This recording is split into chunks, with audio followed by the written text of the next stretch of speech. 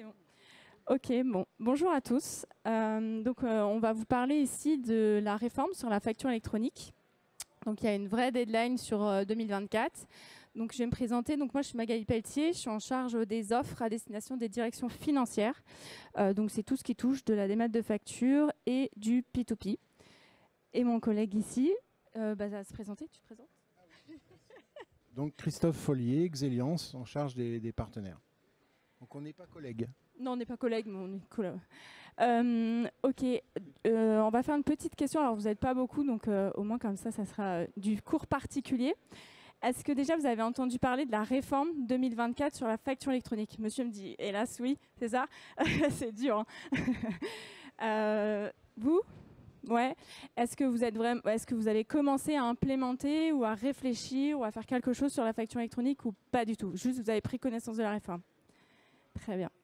Bon, on va faire en sorte qu'à la fin de cette session, vous soyez un petit peu plus expert et vous ayez envie d'y aller au sein de votre entreprise. Alors déjà, on va faire une petite intro sur le contexte réglementaire. Donc cette réforme, elle a plusieurs objectifs d'un point de vue de la DGFiP, donc la direction des impôts. Bon, on va pas se cacher, on va dire la plus grosse motivation de la DGFiP, c'est la lutte contre la TVA. Et on va dire la deuxième, c'est le fait d'avoir une meilleure visu sur son tissu économique en France. Et donc, autour de cette réglementation, il va se passer plusieurs choses. Il y a en fait tous les échanges à destination des entités privées. Donc, quand je suis dans du B2B ou dans du B2C, je vais avoir une obligation de transmettre un certain nombre d'informations. Et donc, c'est ce qu'on a essayé de schématiser ici. C'est de la transmission de data sous un format de e-invoicing et un format de e-reporting. En fonction si j'ai des échanges domestiques à l'international, en B2B et en B2C. Voilà. Donc là, on va dire, c'est le basico-basique. Après, par rapport à cette réforme, il y a un échéancier. On ne va pas tous passer à cette obligation de démat. Donc en gros, les grandes entreprises vont avoir l'obligation d'émettre et de recevoir les flux donc dématérialisés à partir du 1er juillet 2024. Donc moi, je suis une grande entreprise. Je suis obligée d'émettre un flux dématérialisé en fonction des standards qui ont été imposés. Mais je vais aussi être dans l'obligation de recevoir un flux dématérialisé et je ne pourrai plus le refuser, ou le principe de consentement, quand on fait de la démat aujourd'hui qui existe, va complètement sauter. Il n'y aura plus de principe de consentement. Et ensuite, il y aura au 1er janvier 2025 les ETI qui auront donc l'obligation d'émettre un flux dématérialisé. Et ensuite viendra le tour au 1er janvier 2026 des PME et des TPE. Voilà, donc ça c'est un petit peu l'échéancier, ce qui a été défini dans les articles de loi et ce qui du coup vous est imposé. Au niveau de cette transition, ça veut dire quoi? Enfin, de cette réforme, ça veut dire quoi? Ça veut dire qu'il n'y aura plus d'échange de factures en direct entre un client et un fournisseur. Donc en gros, tous les échanges que vous avez aujourd'hui, qu'ils soient en PDF, en mail, sur des formats bien spécifiques, vous ne pourrez plus les envoyer directement vers vos clients. Vous devrez passer par un écosystème. D'accord, j'ai bien un écosystème, parce que vous verrez avec Christophe qu'il y a différents acteurs possibles pour vous aider, vous accompagner dans cette mise en conformité. Et donc, du coup, vous serez obligé de passer par cet écosystème pour pouvoir transmettre et recevoir vos flux de factures. Donc, les principes de données et de formats échangés, je vous ai dit, donc le e-invoicing, le e-reporting et la gestion des cycles de vie. Ça veut dire quoi? Ça veut dire que quand je fais du e-invoicing, concrètement, c'est ma facture que je vais dématérialiser sur des formats bien précis. Et je vais devoir transmettre un certain nombre de données obligatoires à l'État. Aujourd'hui, dans les factures, dans les règles qui régissent la facture, il y a à peu près 14 mentions obligatoires dans une facture. Avec la réglementation, on va passer à 26, il n'est plus à jour, ça a changé, 26 données donc obligatoires et ensuite 8 en cible, c'est-à-dire en 2026, on rajoutera 8 données supplémentaires. Donc il y a un formalisme bien précis à respecter. Il y a le e-reporting qui va régir en fait tous les échanges que vous allez avoir en B2B à l'international ou dans le cadre du B2C, entre assujettis B2B à l'international, entre assujettis non établis en France. Et ensuite, vous avez aussi des données de paiement qui sont liées à votre transaction commerciale qui devront aussi être sous un format e-reporting. Et enfin, vous avez le cycle de vie. Donc là, ce sont tous les statuts qui vont en fait décrire les différentes étapes de traitement de votre facture. Mise à disposition, déposée dans la plateforme, reçue, rejetée, refusée, en erreur, les litiges et autres. Il y en a à peu près 17. Donc ça, c'est pour les grands principes de la réforme. Ensuite, du coup, on va passer à l'écosystème de la réforme. C'est toi. Merci Magali.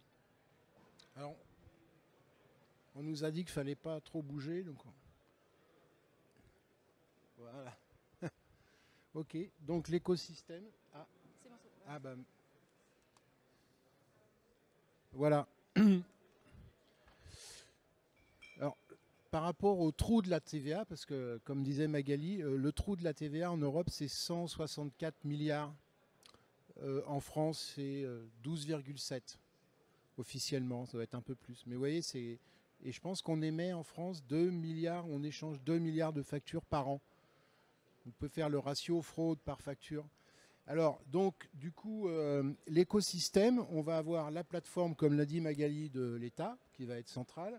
On va avoir les plateformes partenaires, appelées PDP, et les opérateurs de dématérialisation, les OD. Ok, donc on a un petit village, et il y a plusieurs schémas de flux d'échange. Là, le fournisseur A va transférer à la PDP A, qui va alimenter la plateforme d'État, qui va ensuite alimenter la PDP B, qui est la PDP réceptrice, pour envoyer les infos à l'acheteur. Ça, c'est le premier schéma de flux. Et puis, vous avez un deuxième schéma qui est intéressant, c'est que le fournisseur, en fait, il va envoyer directement ces informations à la plateforme d'État, ce qui veut dire qu'il faut qu'il soit assez... on va dire autonome pour développer ses connecteurs et autres, c'est quand même pas évident. Donc ça, à mon avis, c'est plutôt limité aux grandes entreprises qui ont des moyens. Mais le fournisseur, il peut soit alimenter directement, soit s'appuyer sur un opérateur de dématérialisation. Voilà. Donc en synthèse, utiliser une PDP n'est pas obligatoire, ça c'est important. On peut très bien passer par des opérateurs de dématérialisation. Et on peut également communiquer directement avec la PPF. Mais là, bon courage. Ok, slide suivant. Alors, on voit bien, hein, donc il y a plusieurs schémas. Soit on passe par une plateforme qui alimente. Les PDP sont interopérables. Ça veut dire que nécessairement, elles doivent communiquer entre elles. Elles peuvent communiquer entre elles. Voilà. La DGFiP a lancé un pilote. Là, on doit s'inscrire à ce pilote en janvier. Donc, qui on doit? C'est les entreprises, les PDP ou les opérateurs de dématérialisation. Donc, en fait, il y a des attelages qui vont se créer pour tester en fait la plateforme et les échanges de flux. Et la DGFiP invite les entreprises à rejoindre des attelages, doivent soit constituer de PDP, soit constituer d'OD avec déjà des clients ou des prospects. De toute façon, on va avoir un écosystème sectoriel, je pense. On va avoir un adressage quand même sectoriel, c'est-à-dire qu'on va avoir des secteurs liés à l'automobile, avec des messages particuliers, liés à la pharma, liés au BTP, liés aux bailleurs sociaux. D'accord ? Il y a des formats d'échange historiques, c'est-à-dire qu'aujourd'hui, les structures qui font de l'EDI, elles vont conserver l'EDI, certes, mais il y a déjà des formats d'échange qui vont être transformés par la PDP dans les 3 formats cibles. Oui ou non ?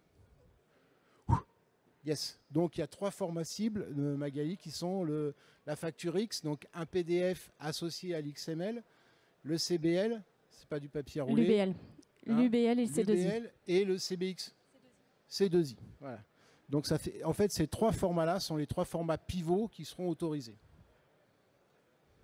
Bien, on continue. Évidemment, entre les PDP et les OD, les fonctions ne sont pas les mêmes. moi, ce que j'ai retenu, c'est que PDP, elle a vocation à gérer les annuaires, et donc elle a vocation à adresser, à enregistrer directement les entreprises, alors que l'OD, non. C'est quand même un point important. Et je pense qu'il y a aussi une différence sur le e-reporting. Par contre, l'OD, en fait, va se distinguer sur les traitements particuliers, les traitements liés au contenu de la facture, par exemple, ou au rapprochement des bons de commande et des bons de livraison. Donc, lorsqu'on est un client et une entreprise aujourd'hui qui se demande est-ce que je vais faire appel à une PDP ou à un opérateur de dématérialisation, ben en fait, ça s'étudie, quoi. La réponse n'est pas binaire, oui, non, je vais confier tous mes flux. Les PDP, il va y en avoir, je ne sais pas, 30, 40, 50, une trentaine en tout cas, sont déjà identifiées. Et elles ont chacun aujourd'hui leur particularité, traitement de format particulier, elles ont leur domaine d'intervention métier. Je pense qu'ITsoft fait partie des futurs PDP et OD qui sont très transversaux, qui sont en capacité à traiter les métiers. Donc il y a quand même une analyse à faire en amont pour aborder le sujet. Voilà.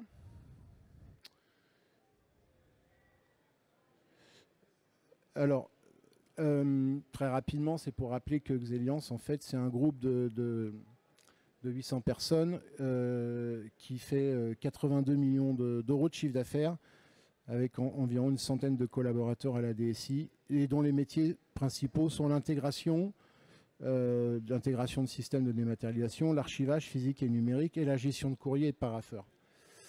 Voilà, ça c'est l'histoire du groupe, avec la réunion des deux acteurs historiques du physique, Archiveco et Locarchive, et la création d'un groupe numérique. Alors, en fait, la position de Xeliance, elle est à la jointure en fait, entre les opérateurs de dématérialisation et les PDP. Qu'est-ce que ça veut dire? Concrètement, ça veut dire être en capacité à communiquer avec l'ensemble des PDP. Aujourd'hui, on échange avec Dokun, qui est une PDP historique. Bon, ok. On échange avec Serencia, on échange avec Generix, avec Neovacom, très présent chez les bailleurs sociaux. Vous voyez, donc il y a un écosystème de PDP qui vont communiquer entre elles. Nous, on va échanger avec ces PDP et on va apporter des traitements complémentaires sur le contenu de la facture, cher à ITsoft. Je pense que par exemple, quand on va devoir traiter la ligne de détail, les sujets ne sont pas simples. Vous voyez ce que c'est que les lignes de détail dans les factures. Donc, traiter les lignes de détail et faire les rapprochements, le e-reporting, c'est des traitements relativement complexes qui vont nécessiter l'intervention d'un opérateur de dématérialisation. La position de tiers archiveur du groupe Xeliance, elle se distingue par sa certification NF 461, qui est une norme française traduite à l'ISO, et qui est un renforcement de la preuve, notamment pour gérer les cachets et les signatures qualifiées. Parce qu'il y a eu un décret le 16 mai qui est paru, 16 mai 2023, sur la réforme 2024, qui dit que aujourd'hui, les entreprises sont contraintes d'utiliser des signatures et des cachets qualifiés. Bon, Magali me disait qu'ils vont revenir dessus. OK. Parce que c'est très contraignant. Utiliser un cachet et une signature, alors signature avancée avec un cachet qualifié, ça veut dire que toutes les entreprises vont devoir s'acquitter d'un coût, et ça coûte cher, hein, alors qu'au préalable, on apposait un cachet personne morale sur un ensemble de lots de factures. Donc il y a quand même des décrets qui sont pesants, et le traitement du tiers archiveur ne consiste pas uniquement à conserver, mais à assurer la pérennité et l'intégrité dans le temps des éléments de preuve. OK, puisque le cachet, il a une durée de vie limitée. Donc, comment vous assurez l'intégrité dans le temps du cachet? Eh bien, ça peut être au travers de la journalisation qui est imposée dans la norme d'archivage. Voilà. Et enfin, il peut être intéressant de conserver, d'avoir une conservation un peu transverse, donc pas uniquement des factures, mais des contrats signés qui associent la relation client-fournisseur et des pièces justificatives. Voilà. Et enfin, on s'associe avec Outscale de plus en plus et sur ces traitements-là pour bénéficier du label SecNumCloud. Merci. Donc oui, alors petite présentation rapide d'ITsoft. ITsoft, en fait, on est leader dans les solutions de dématérialisation. Donc en gros, quand on parle de dématérialisation, c'est à la fois un document. Ce document, il peut avoir vocation à un traitement financier, mais également à un traitement, on va dire, plutôt processus documentaire, assurance et mutuelle. Donc voilà, donc on est vraiment sur ce secteur-là de la dématérialisation et on va plus loin dans la dématérialisation en allant jusqu'au processus du procure-to-pay. Donc dans la facture, on inclut aussi la digitalisation des achats, la gestion des fournisseurs, la dématérialisation des factures clients et autres. Par rapport à notre solution, nous, là je viens de vous expliquer, on ne va pas rentrer dans le détail, mais par rapport à cet écosystème, présenté par Christophe, en fait, en clair, vous allez avoir un écosystème complet. Donc l'APPF, ici, c'est l'administration fiscale, c'est la DGFiP.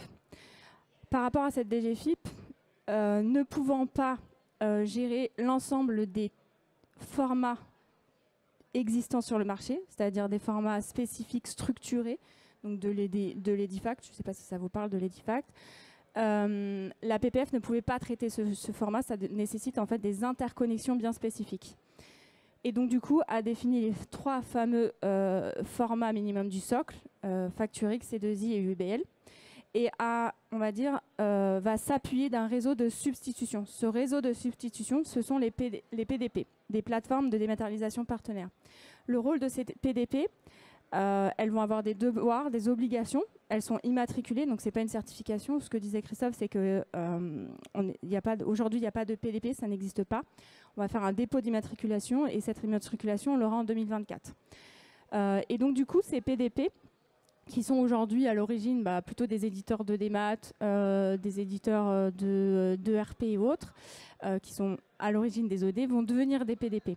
Et elles vont pouvoir s'échanger en direct des flux et de e-invoicing et renvoyer de la data vers la DGFiP. Donc c'est vraiment, on va dire, la raison première de l'existence de ce genre d'écosystème-là, qui sont les PDP. Et donc du coup, ITsoft, nous, on sera à la fois PDP, donc pour accompagner nos clients dans cette mise en conformité sur des formats qui vont être vraiment hyper spécifiques, de l'Edifact, du Galea, de l'Enacom, mais aussi pour accompagner des clients qui, eux, seront sur les 3 formats minimum du socle, donc en FactureX, C2I et UBL, et qui auront besoin d'aide dans la dématérialisation et la mise en conformité de leurs flux. Donc voilà, on aura vraiment ce mix de flux parce qu'aujourd'hui, dans les entreprises et dans notre parc client, il n'y a pas 100% d'entreprises qui sont sur de l'EDI ou 100% d'entreprises qui font que du PDF.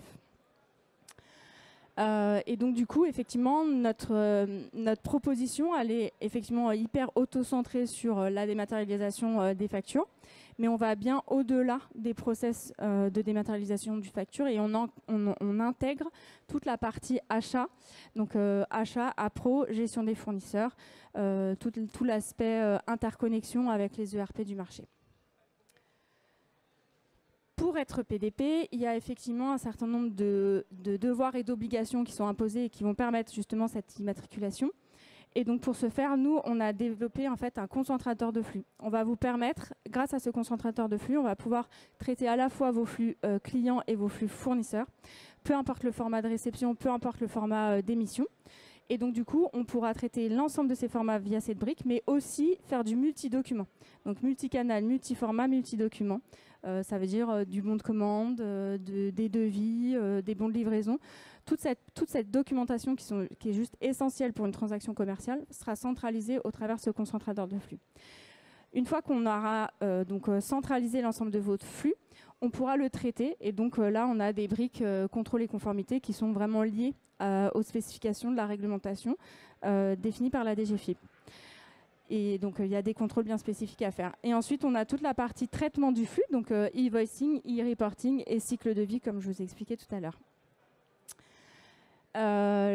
Bon, alors vite fait, le concentrateur de flux, on n'est pas sur une vision uniquement de documents, mais surtout sur une vision de dossier. on est en train de traiter un dossier complet qui va vous permettre d'alimenter à la fois votre piste d'audit fiable, mais aussi l'ensemble de votre transaction du début jusqu'à la fin. Et en termes de cas d'usage, avec Outscale, pardon, oui, c'est ça, pardon. Ce qui se passe, c'est que quand on doit déposer un dossier d'immatriculation, dans les devoirs et les obligations, il y en a un qui est assez contraignant.